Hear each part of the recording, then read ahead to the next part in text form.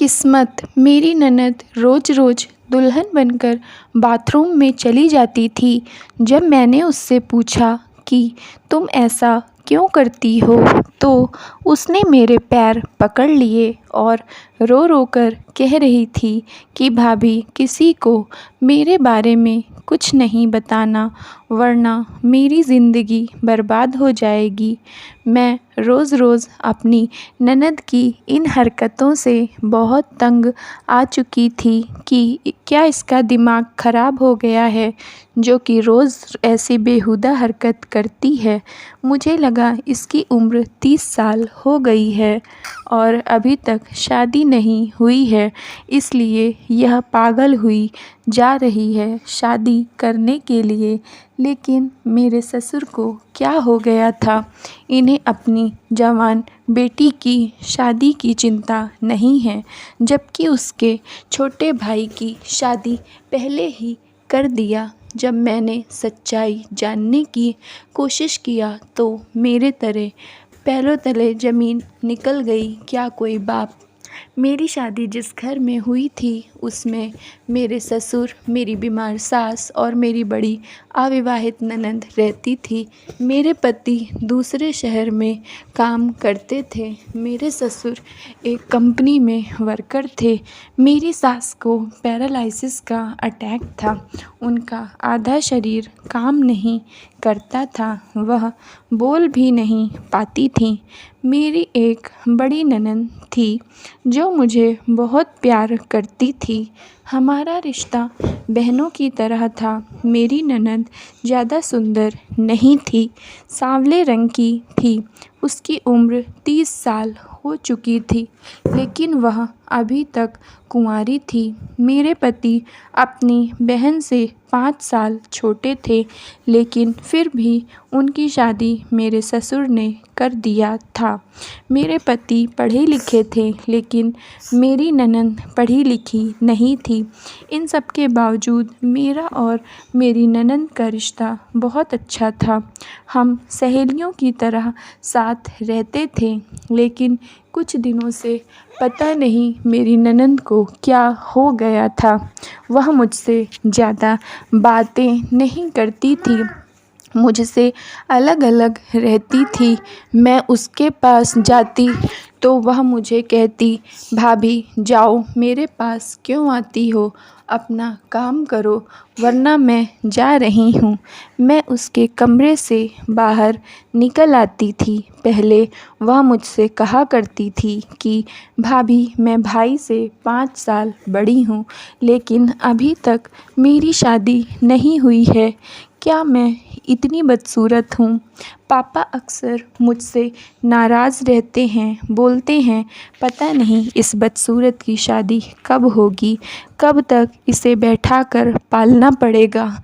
तो मैं अपनी ननद को समझाती कि घबराओ नहीं, तुम्हारी शादी भी हो जाएगी। यह सब किस्मत की बात तो होती है। जब तुम्हारा वर मिल जाएगा तो तुम भी दुल्हन बन जाओगी। लेकिन उसकी उदासी मुझे अच्छी नहीं लगती थी। एक औरत होकर मैं अपनी ननद की भावनाएं समझ सकती थी।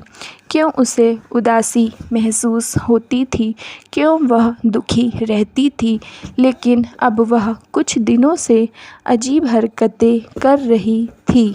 मेरी सास अपने कमरे से बाहर नहीं निकलती थी। मेरे ससुर काम पर चले जाते थे।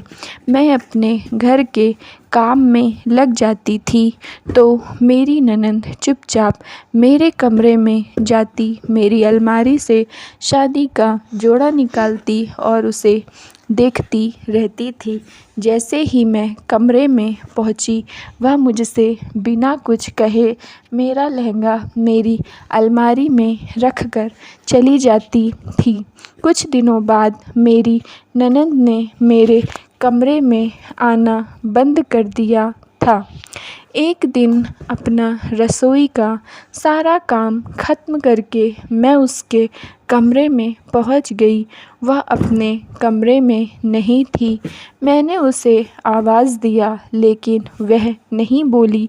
मुझे लगा बाथरूम में गई होगी, इसलिए मैं उसके कमरे से वापस चली आई। अगले दिन फिर जब मैं घर का काम करके फुर्सत हो गई तो उसके कमरे में गई। उसे देखते ही मैं उसके कमरे के दरवाज़े के पीछे छुप गई। उसे देखकर मेरे होश उड़ गए। वह नए दुल्हन के जोड़े को पहनकर तैयार हुई और बाथरूम चली गई। मेरी ननद ने मुझे नहीं देखा। मैं काफ़ी देर तक बाथरूम के बाहर उसका इंतज़ार करती रही, लेकिन वह नहीं आई। लगभग 2 घंटे हो गए थे, तभी बाथरूम का दरवाज़ा खुला और मेरी ननद रोते रोते बाहर आ गई।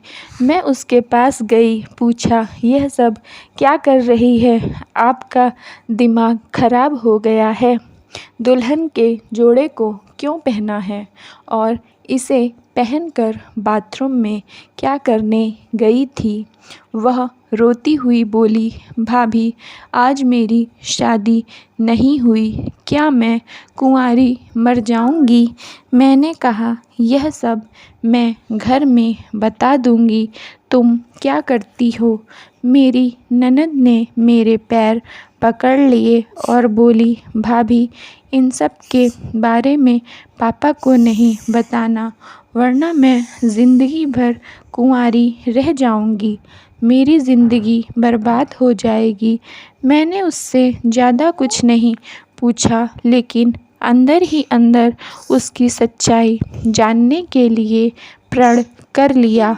अगले दिन मैं उसी समय पर गई तो देखा कि वह दुल्हन का जोड़ा पहनकर तैयार हो रही थी। मैं उसकी नज़रों से छिपकर बाथरूम चली गई। हमारे घर का बाथरूम बहुत बड़ा था। रोशनदान बहुत बड़ा लगे थे। हवेलियों की तरह दरवाजे थे।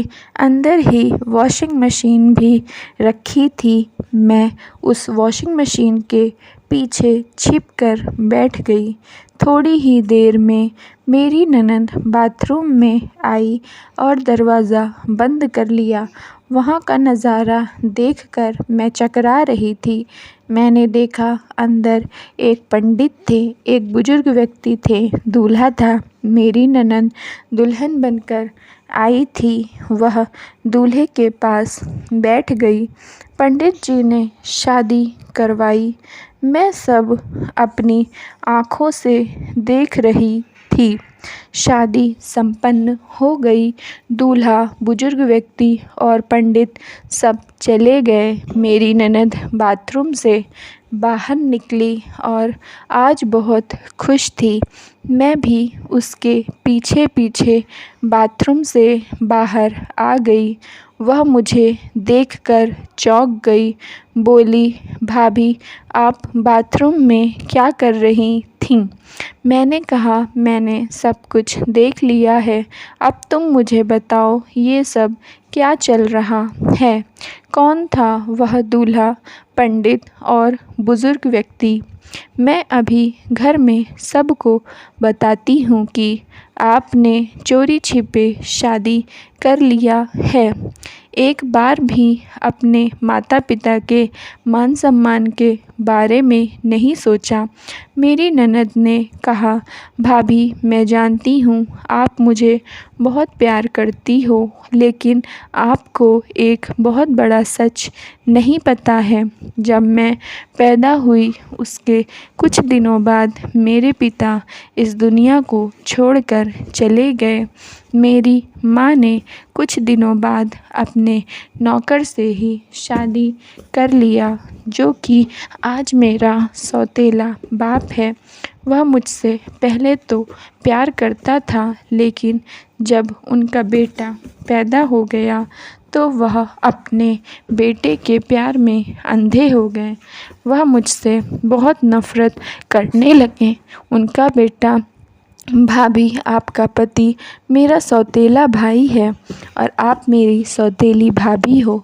उन्होंने अपने बेटे को पढ़ाया लिखाया, सब ऐशो आराम दिए, लेकिन मुझे अनपढ़ रखा।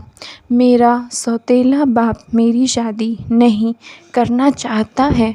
मैंने पूछा, लेकिन आपको यह सब किसने बताया? तो मेरी ननद ने कहा, एक रोज़ घर पर कोई नहीं था, सिर्फ मैं और मेरी माँ थी। तभी एक बुजुर्ग व्यक्ति घर पर आए थे। वह मेरी मम्मी से बातें कर रहे थे। मैंने उनकी बातें सुना था। मम्मी तो कुछ बोल नहीं पाती हैं जब से उनको पैरालिसिस का अटैक पड़ा है। मैं उस बुजुर्ग व्यक्ति के सामने गई और पूछा, आप कौन हो? तो वह बोले, मैं तुम्हारा नाना हूँ। तुम्हारे सौतेले पिता के डर से हम लोग कभी तुमसे मिलने नहीं आते, लेकिन आज खबर मिली कि घर में तुम माँ बेटी के सिवा कोई नहीं है, तो मिलने चला आया। उन्होंने ही कहा था कि बेटी, तू मेरी नातिन है। मैं किसी भी हाल में तेरे सौतेले बाप के मंसूबे कामयाब नहीं होने दूंगा। तेरे लिए अच्छे अच्छे घरों में रिश्ता देख रहा हूँ।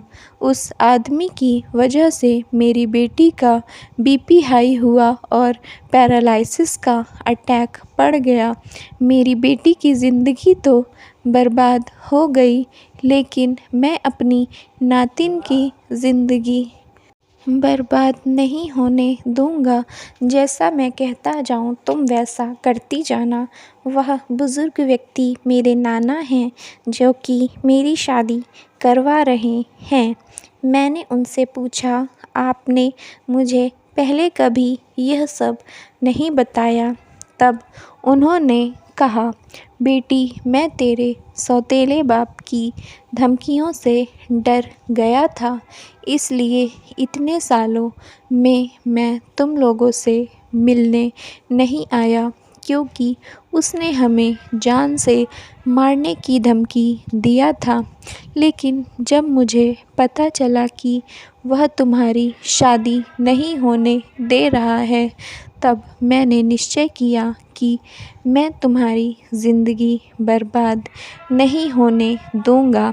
मैंने अपनी ननद से पूछा कि आपको एक दिन शादी के जोड़े में बाथरूम से बाहर रोते हुए निकलते देखा था। मेरी ननद ने कहा, क्योंकि भाभी, उस दिन मेरे नाना ने जो रिश्ता देखा था, वह लोग बहुत अमीर घराने से थे। उन लोगों ने मुझे नापसंद कर दिया था, इसलिए मैं रोने लगी। मुझे लगा शायद अब कभी मेरी शादी नहीं होगी। मैं ज़्यादा खूबसूरत भी नहीं हूँ और मेरी उम्र भी ज़्यादा हो गई है, लेकिन मेरे नाना हार नहीं माने।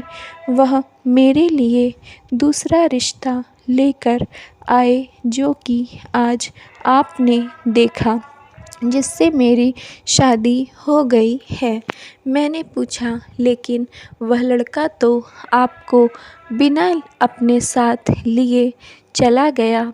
मेरी ननद ने कहा, भाभी, आप किसी को कुछ नहीं बताना। उसने मेरे पैर पकड़ लिए।